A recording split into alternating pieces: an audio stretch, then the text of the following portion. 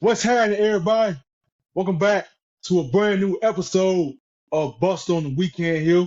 I am your host, MC Buster, man. Very glad for everybody, man, that has been tuning into the podcast. And hey, if you are new to the channel and just now finding out about it, and would love to see the last episode that I had dropped, please leave a like, comment, subscribe, and spread the word. All right, so today, today, man, we have my classmate, man, another good friend, my favorite Perry, everybody, man, coming back to the studio, man. Glad to be back, man. Glad to be back. Last time I had a great time, and obviously it wasn't enough time, so I'm back to talk some more sports. Let's get into it. Oh yeah, for sure, man. That pretty much probably the best episode, man, so far that I did for the podcast, man. When you coming in the first guest, man. No, I'm sorry, I'm about to say it was pretty phenomenal. No, pretty phenomenal. Yeah, Then, I'm. huh? I about to say I'm just happy I contributed. To be a part of stuff. Mommy to a moment. Hopefully this one to get even more views and be even better than that one. Oh yeah.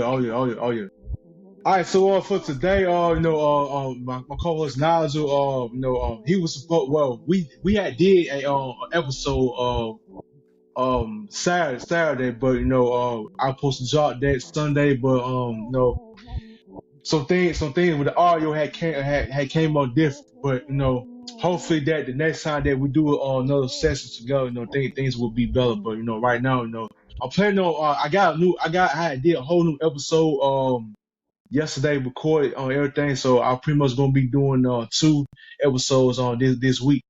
The first one that I already did, and then this one right here with I guess right here, Fred Perry. Yep. Okay, So bet.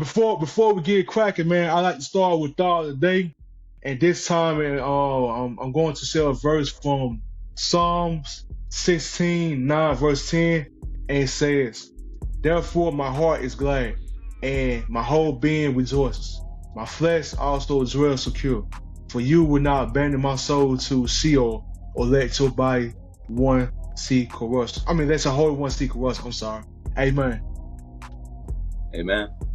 All right, so the first time that you came to the episode, man, I forgot to ask you about the show that you have going on yourself, and it's called High on Sports.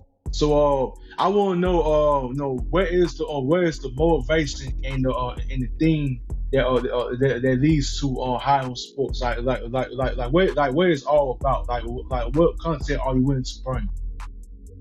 Okay. So for starters, high on sport was a concept I made in about since about what 2021. And it was just a concept where it was like I knew it was going to be some type of sports podcast. Mhm. I didn't know it was going to be how it is now, but at that time, I knew it was going to be something like sports related. And I knew I wanted to be sort of like That's Good Sports. If you know who that is, I watch him a lot. He's a football, a good NFL YouTuber. You should check him out. I watch it's sort of like That's Good Sports between with like when Undisputed, when they was in their top 10 form, Shannon Sharp and Skip Bayless days. Mm-hmm. It was kind of like supposed to be a mixture of that, but you learn some things along the way and try to figure out. When I actually started this, like, maybe I could actually do this a little bit differently. So it kind of turned into a podcast to kind of okay, let's see what's I know it's a lot of sports podcasts going on, Uh-huh. a lot. What can I do differently to kind of make myself stand out for the group? Right. So yes, it's called High on Sports, and I wanted to focus on sports.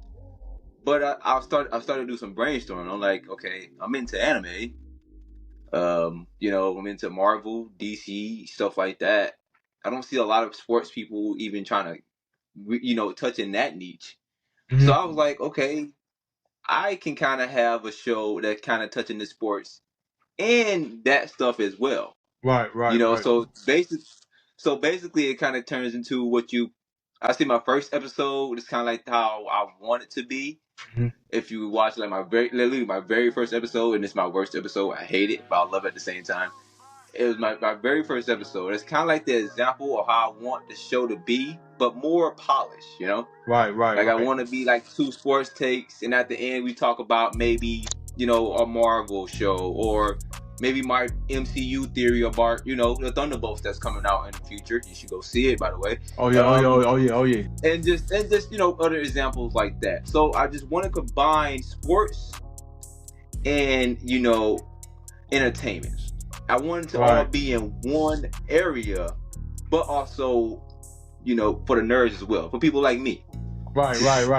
So the last episode that you had dropped recapping the Creature Commandos, how do you think about the show so far? Because I remember, like, 'cause I know if I had did some research about the so like the other group of task forces that Amanda Waller was leading, I did not know of, because I'm more familiar with Task Force X, the Suicide Squad, with Dead Shot, Harley Quinn, and King Shark, pretty much on the Joker and El Diablo. I know, so you know him. And then and then Rick Flag was like the leader of the group. You know, Man Waller was the top dog and everything. And now they did a whole nother film of that in 2021. But this time, they killed Harley Quinn and Captain Boomerang. We seen what happened in the first scene with him. So how do you feel about the other team, the Creature Commandos? You know, and what do you expect from for the next season to come up? Well, in terms of the show itself, solid 10 out of 10. I think James Gunn did an excellent job in starting off his DC universe. And in terms of the show, like, my favorite episode is episode 4, and I think it's called Chasing Squirrels, and it's a weasel focused episode, and that kind of delves into what this universe is going to be about in terms of even the show, what's going to be about. You're gonna have like your funny moments, like when Dr. Foster's was flipping my mans off and giving them the middle finger, and funny moments like that. But you're also gonna have your serious moments, like I said, in Chasing Squirrels, like Weasel, like when he had to get that girl and try his damnness to get her out that fire, but cops, like as I said in my video, cops ultimately thwarted him and dragged them out, and you had to watch a little girl die, and you felt that in your heart, like. But in that universe, he's labeled a monster, and it kind of goes into like what really is a monster. I know I'm kind of dealing into, you know, the DC universe as a whole, so I'm gonna stop there. But as far as what I think of season 2, I think what you should expect is obviously to introduce us a new team. We got the upgraded GI robot. Shark is going to be back. So as far as who I think is going to like the main villain, I couldn't tell you, because you know the DCU is still in its early phases. I couldn't even tell you who's the main villain for the Z. But as far as what I like to expect out the show, I want less backstories, because you know it was so many backstories in the first season. So now that we know more about these characters, and I also want them to work on that Frankenstein and Miss Frankenstein dynamic a little bit, and see how, you know, will he join the team? How will that go in season 2? Right. And now, and like you said, the DCU thing is going on. How do you feel about the DECU that was the one that was before then? Where do you rate that?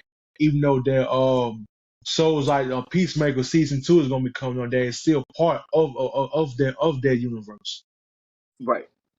And as you said, Peacemaker is canon to the DCU. So whatever, the first season of Peacemaker is canon. It was stated in first episode of Creature Commandos. But how I feel about the DC extended universe, you know what's crazy? I should tell people, Man of Steel was like probably one of my favorite movies of all time. Like literally. Yo. And looking back, I still enjoy it. But looking back, I'm kind of looking like this ain't really DC. This ain't really, Right. I mean, it's darker, it's gritty. Like that's DC theme, that DC theme of a Marvel, Mm-hmm. but it ain't really jumped off like, okay, I'm a part of the DC universe. No, it felt like more of a grounded Superman movie, And that's pretty much Right. what the DC extended, and that's pretty much summarized the DC extended universe. It was just a grounded superhero verse that didn't really. It had comic moments, but it didn't really felt like a comic like a comic book come to life, which is what I want to see from my Marvel and DC movies. A comic book come to life. So you are not lying. You are not lying because like you feel me? because especially with the Marvel MCU as so far, because like yeah, I feel like with that as I'm going to that, I feel like the last best moment was 2019 before 2020, because like remember 2021 was on the start of Eternals, because like I don't know anything about them at all. But I say that looking back at MCU, yeah, it's a lot of things that I feel like I wish they could have did better, especially with the Hulk. The last the best Hulk that everybody should agree with. The best Hulk was in 2008, at least 2008 and 2012 when they did the first Avengers, and just after yeah. that, man, they just made him weak. Like how the fuck can y'all just sit there and make one of the best comic book characters turn into like a job and much. Story, character development. I don't agree. I don't agree. But that's the reason. That's the reason. Because remember what was the whole point of Bruce Banner, that he couldn't control Hulk. Mm-hmm. He couldn't. He was so afraid of the other guy to come out that he was going to attack. That's why he left. That's why he went for space in the first place. Because he felt like he just couldn't control Hulk. And we don't know what happened during that 5-year time period after they lost to Thanos. But after they lost to Thanos, it seems that him and Hulk had some type of working relationship. Kind of suits. If you feel me, like Smart Hulk. Smart Hulk formed during the time of your book. And if you saw She-Hulk, he kind of explained it, but it's not come to the top of my head right now. So that's pretty much why he's in that. But I got a theory that I think he might go back to Savage Hulk, and if they make a World War Hulk movie, that's a big if. I think he might go back to Savage Hulk by that time. Oh yeah, because he has to come back. We don't need Smart Hulk. We're gonna have Dr. Reed in the universe. We don't need Smart Hulk, to be honest. Right. Especially for the dragon like that, it just make on the character. It just make the Hulk a little more weak, even though that we all know him for like when, like I said, Banner gets angry and everything. So it chances that if they do a World War Hulk, I'm guessing that it might try to drop it after Avengers Doomsday, which is planned to come out next year in May. So it might be some timeline between that, taking place during those Doomsday events, But like I feel like that as of right now, I think that they are getting things back up the pace to exactly how it was, even though that a lot of characters ain't here with us anymore, like Black Widow and then Iron Man giving up his life and everything. So right now, with the Thunderbolts coming around, they are trying to figure out, like what to do, how to pick up the pieces since the Avengers are now disbanded. Even though that Captain America now, Sam Wilson, he's taking that place of Captain America and stuff. That's my cap. What do you think about the Brave New World? Starting out with this new phase. Brave New World was what it was. I think they should not. I understand that they need to show Red Hulk to boost the sales, but I feel like if they didn't show Red Hulk, it would have been probably one of the best movies to come out this year. Right. Because that end of the scene was meant to be such a shock factor, and you can just tell it was meant to be such a shock factor that it felt a little bit underwhelming, but obviously it can't be too underwhelming.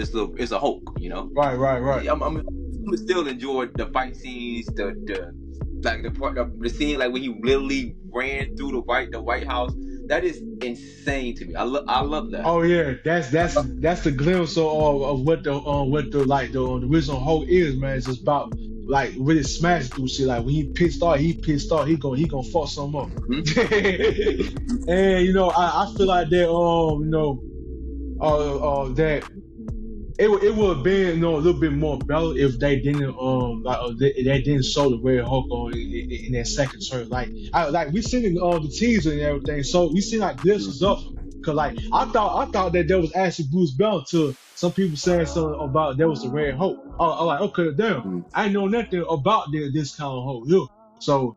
Mm-hmm. But at the same time, just like a Hulk coming out, then I don't know who was the Red Hulk, so I found out who it was, and I feel like they should have kept that a secret, and that way that maybe that the movie would have been more reviewed, Exactly. Mm-hmm. more better reviewed in more positive way, because like sometimes that people who when it comes to people making them kind of movies, you gotta be careful about how much that you give out within the trailer.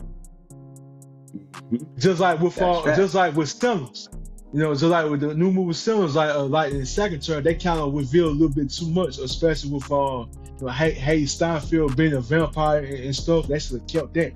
They should just shut the fuck up about it a little bit. Right. But like I feel like with Deadpool and Wolverine, Deadpool 3, I feel like that they all like pretty much with that they coming back around, Star with that. Captain America was a 7 out of 10, even though that people are not used to still not used to Sam Wilson taking up that match. Because people still realize that he was given the shield. Steve Rogers gave him the shield at the end. So I don't see why people still feel some kind of way about him getting that title. Now, when I was seeing the Falcon and Winter Soldier, he did gave it away a little bit to U.S. agents, but he pretty much realized that he still be the real Captain America. So I'm guessing like right now with the new Doomsday thing going on, Robert Downey Jr. is on Doomsday. He's not Iron Man no more. Nope. Man, it's no telling, man. It's gonna be a lot of surprises, man, coming along with them.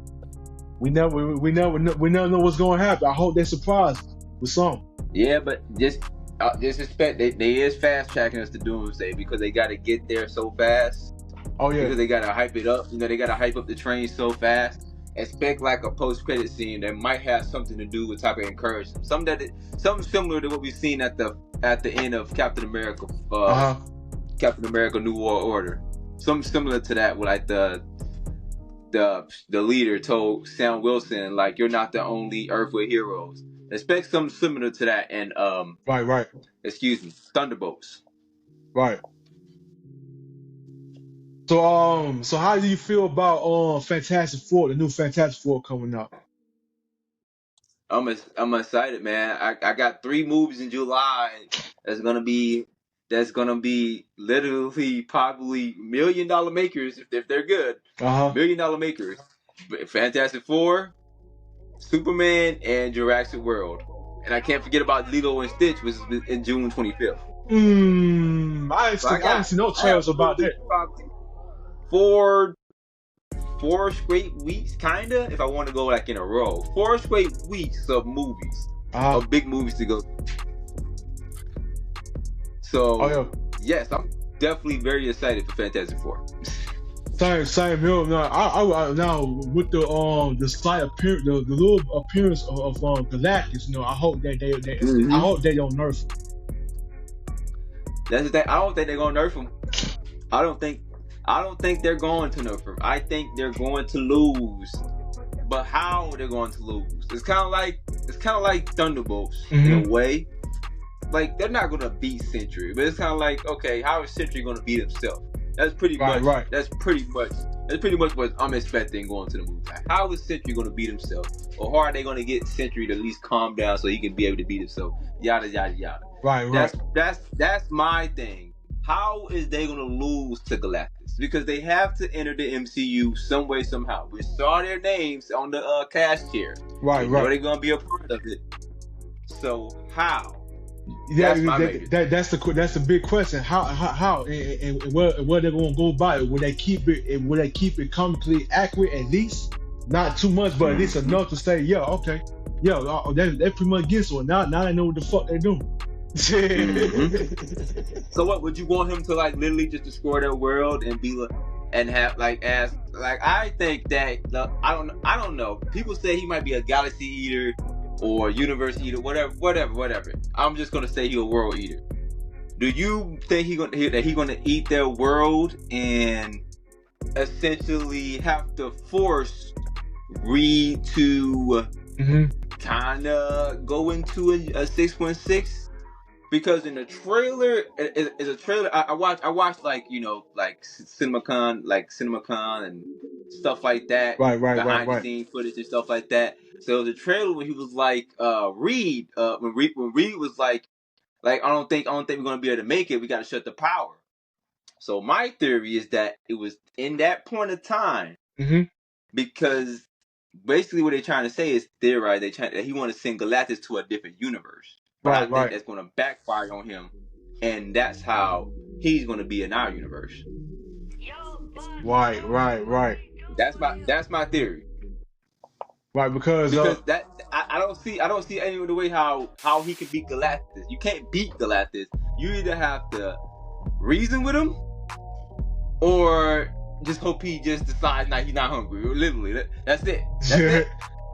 Yo, it's some way, man. Like you might cannot really destroy him, but you can find a way to stop him. Yep. Yeah, even though it's been some even though it's like a couple comments, but what he actually got defeated and stuff. But like right now with him being introduced into the MCU for the first time, hopefully they do something right. Just like with the Sentry, like the Sentry, he's pretty much the most powerful one of the most powerful characters within the Marvel universe because of him having the good side, and then now you got this whole bad side of him, the Void. Right. So, and right now, man, we're gonna go ahead and move to the next topic about the NBA, man. All right, so game 1 of round 1 of the playoffs has been started, but before we get to that, I want to take time and recap the play-in tournament, and then also talk about the firings from the Memphis Grizzlies and the Denver Nuggets. Even though that I'm gonna be recapping that in the episode that I was up, but I want to know your perspective about Taylor Jenkins and Mike Malone getting fired. Well, Mike is kind of surprised. I mean, the Nuggets. I think the Nuggets don't have. I don't think he was necessarily a problem. I just think the Nuggets players are kind of, just they don't really mix well. They ever since they lost those key role players from that championship, the Nuggets haven't really been, I can really say title contenders. Yeah, they got Jokic, but they're going to have a chance based on LeBron. LeBron, you have Jokic, you're always going to have a chance. But I just don't think that the Nuggets are in terms of, I don't even think of the word. I want to say, I guess I could say organized, or organized well enough. Right. To at least have, I don't know. I guess when you say since it's not really about the regular season, even the playoff. I guess you even have more depth. There you go. I guess have more depth, have more because it's not. I guess. Yeah, let's say that because I can't really think of the word I'm trying to say right now. But yeah, have more depth in the playoff when it comes to the Nuggets. Right. because like 2023 was the time that was when they won their championship off Mike Malone and everything. And I feel Mm-hmm. like their biggest win was against LA, even though that Miami I feel like they were gassed out a bit too, going to the Mm-hmm. final. But their biggest win was off of LA. And like you said, with those key players, contributing to the playoffs like Bruce Brown and Kentavious Caldwell Pope. They traded them. I don't understand why they did it. So when you got no key pieces right there, everybody being on 10 and 100% in sync together, then that's what gonna make you have that drive to win more championships in the long run. But when it comes to business, sometimes business decisions don't be the right decision at times. No matter how much money there is in the making, it's all about what can you do, what kind of player that you bring into that team that's going to help really contribute and everything. And that's what they did in 2023. Everybody was in sync, but the moment when they trade away them key defensive pieces, they fucking up. Which is why that it changes that right now they might not. I'm not sure they're gonna get far. Hopefully they do, because Right. they cannot depend on Jokic all the time to carry them like that. They Mm-hmm. got Jamal Murray and Michael Porter Jr. Both know also they are earning over 100 or over 120 mil. They got hurt towards the end of the season. They need to step their Uh-huh. ass up too in some way. It can't always be Yeah, Jokic. the regression of Jamal Murray and I was hoping Michael Porter Jr. would be kind of what Jamal Murray was in that 2020. The next guy, like the next rising star toward like to be the next rising budding star for Jokic, but Mm-hmm. it just seemed like they both kind of stagnated.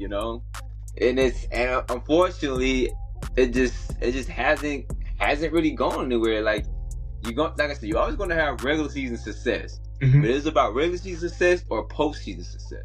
And Right. that's the question I feel like the Nuggets have to ask them this offseason, because I don't think they're gonna be winning the championship. Nah, not even close. But you're right though. About the regular season, cause like it pretty much go for any team that gets to the playoffs. Like, yes, we see all the good things in regular season. It's a postseason that matters. Because Yep. like the postseason is exactly what the most pressure. Are you gonna fold? Are you gonna thug it out and keep it going? Try to keep it going. Make sure that everybody's on the same page. Head coaches need to start being more on them more on these players' asses and shit, instead of letting them go out Exactly. there and shit like that. But like I said, the postseason where it matters the most, because like I said, they can't depend on Jokic all the time. Cause like remember that 61-point performance that he did against Minnesota. What happened? Well, Westbrook he took that away. I still say, man, that part disappointing. He did. Like, you cannot have somebody like Jokic, who is the first center right now to average a triple double this season, putting on them great performances, if the other key players doing bullshit like that. You would say Jamal Murray too, because Jamal Murray, yes, he has regrets a bit, even though that he should have been an All-Star. I don't know why he is an All-Star, and it's for a couple of seasons where he had 20 plus points, but I'm guessing that he still has to find that extra spark within him to in order for him to earn that kind of play. Mm-hmm. Yep. So Yeah, I mean, as far as the Grizzlies, they just they're obviously they're trying to get back to what they were before Ja had that gun situation going on. They're trying to get back to that Grizzlies, and I mean, as far as their coach, I don't really know much about him, but I mean, they was in the play-in, so obviously they felt like they need to go in a different direction. mhm. I personally think they should probably go after Mike Malone, to be honest with you. Obviously, who knows? There probably might be better options out there. Like if Pop retires, I think that Spurs job is going to be very coveted if they don't hire in-house, obviously. All right, right. But but I think that should be some, Mike. Excuse me, Mike. I keep trying to say Mark. Mike should look at. is the Grizzly job. Right, right. The Grizzlies or San Antonio, or those two right there, because he's the only coach right now that had the most winning seasons on so far within the last seven, 8 years, Mm-hmm. since being the coach of them. Mm-hmm. And then for him to get fired, that's pretty much a shock. And I found out the reason why Yeah, I found the reason why they did it is because that some of the I guess some of the players probably had snitched on him because of how he it's was calling him. always the reason. He was calling them pieces of shit for not watching film and all that. And then another thing is that it was a lot of favoritism being shown towards Jokic and Murray. And then on top of that, then additional Russell Westbrook, they feel like that with him, getting all the minutes that he be getting, it holds back the younger players from showing their true potential. You know that Russell Westbrook, he does provide impact though for sure. He can't score a lot of points that he used to. He had to take the back end and shit. But his turnovers in every all that is questionable. Cause